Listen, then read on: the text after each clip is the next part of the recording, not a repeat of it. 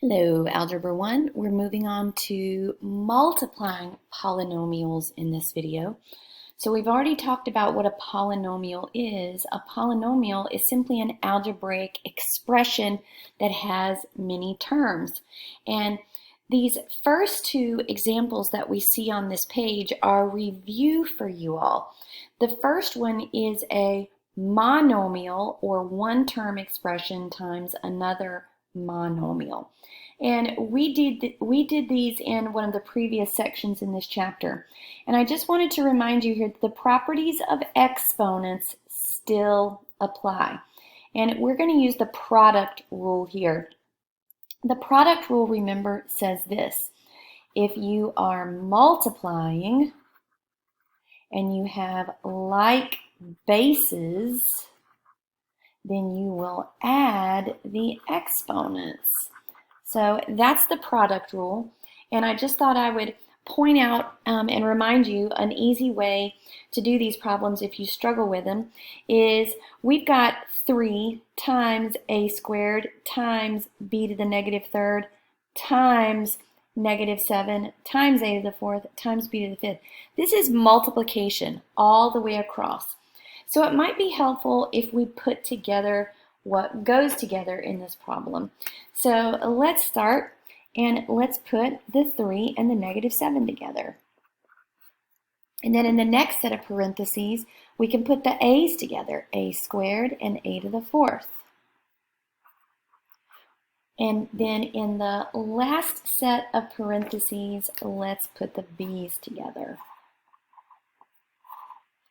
And all I'm doing here is utilizing the commutative property.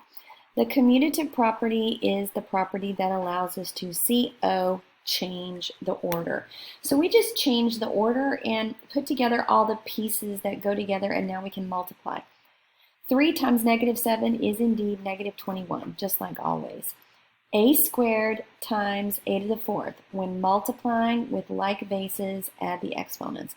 That is a to the sixth. Again, b to the negative third times b to the fifth. When you're multiplying with like bases, add the exponents.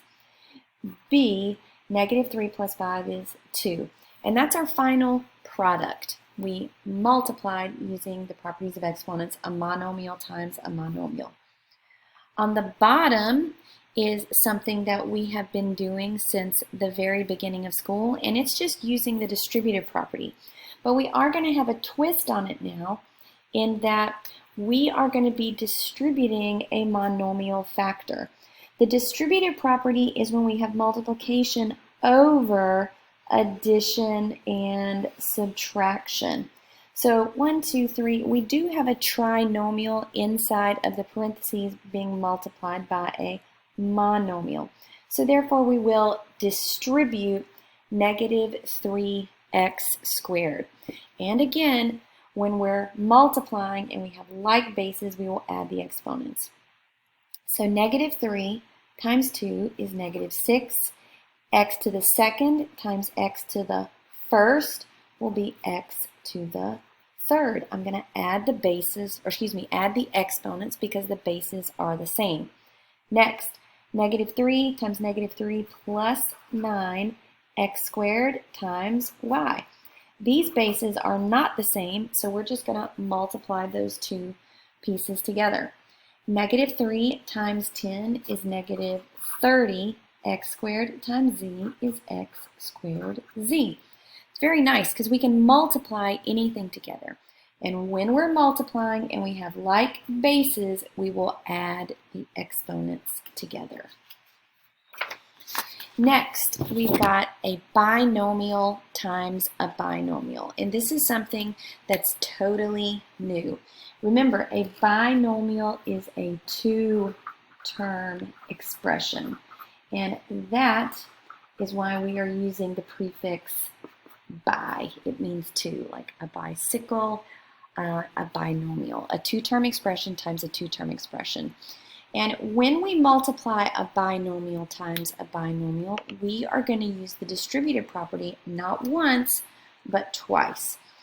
First, we are going to distribute this x through the second set of parentheses.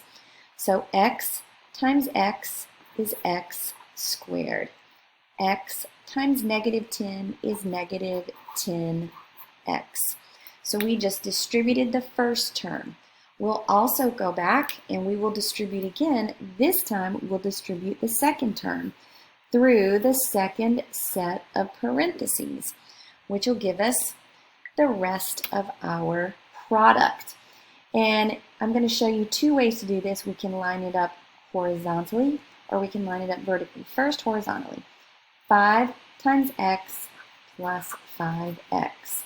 5 times negative 10, negative 50. And when we do multiply a binomial times a binomial, lots of times we will get like terms in the middle. So we'll see LT with those like terms. So x squared, negative 10 and a positive 5 is a negative 5x. When we add those like terms together, minus 50. So this is our simplified product. We are multiplying, so we do get a product. So this is how we can line them up horizontally. If you want to line them up vertically, we're going to do the same problem again. So x plus 5 times x minus 10. We're going to do the same procedure, except this time, instead of lining them up horizontally, I'll line them up vertically. So it's going to look like this. We're still going to use the distributive property twice. Distribute, distribute. So that will be x times x is x squared. X times negative 10, negative 10x. Now, when we take that 5 through, I'm going to line up the like terms. 5 times x, x times negative 10, negative 10x. Forgot the x. Now back to the 5. 5 times x plus 5x. 5 times negative 10, negative 50. And this time I've got my like terms lined up vertically, and I can add down the columns like we did before. Recall the columns from a previous video where the like terms are lined up vertically. So now we've got x squared, a negative 10 and a positive 5 is a negative 5x minus 50. Your choice, either way, to get the simplified product, x squared minus 5x minus 50. So next, we have a few more examples, starting at the top, and we will be using the distributive property twice in order to simplify these products. First, the 3x gets distributed, and that's going to give us 3x times x is 3x squared. 3x times 5 plus 15x.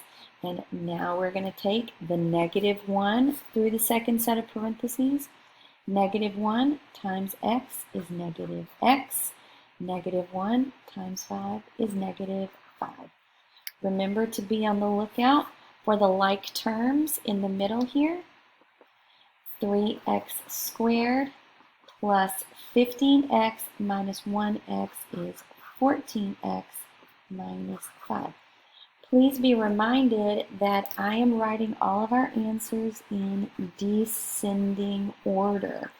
Remember, descending order is also known as standard form for these polynomial products. That one, of course, I did horizontally. I'll do the next one vertically.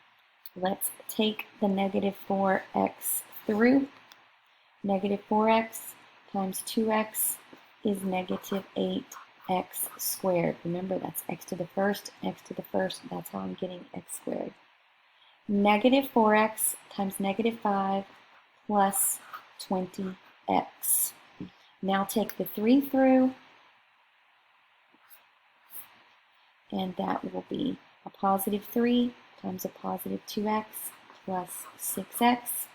A positive 3 times a negative 5 is negative 15. Add the columns, negative 8x squared plus 26x minus 15 for the final simplified product. This last one is a little more challenging. So I'm going to follow the same procedure. Distribute the 5a squared through the second set of parentheses. 5a squared times 2a. 2 times 5 is 10a to the third. Remember, that's a squared times a to the first. 5a squared times 5b is plus 25a squared b. So we have taken the first term through. Now we're going to take the second term through. Negative 3b times 2a is negative 6ab. Yes, I do like to try to keep my variables in alphabetical order. It's just nice and neat. And then finally, negative 3b times positive 5b is negative 15b squared. Now if you look through an a cubed, a squared b, ab, b squared, there are no like terms, so we do end up with a 1, 2, 3, 4, a 4-term polynomial answer. It is in standard form because the a's are descending and the b's are ascending. So once again, keep those variables in alphabetical order, and that is our product.